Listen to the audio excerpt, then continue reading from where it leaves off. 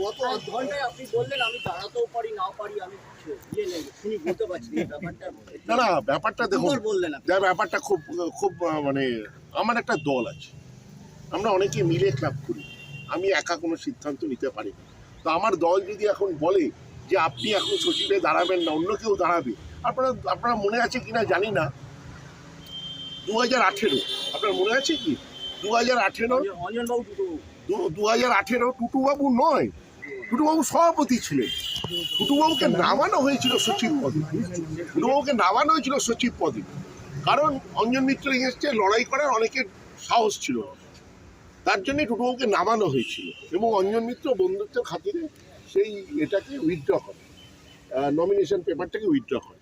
তো সেই জন্যে অঞ্জনদার কথাই কোনো কিছু পৃথিবীতে স্ট্যাটিক নয়, কালকে কি হবে কেউ জানে না। তো আজকের আমার দল যেটা ঠিক করবে আমি সেটাই করবো।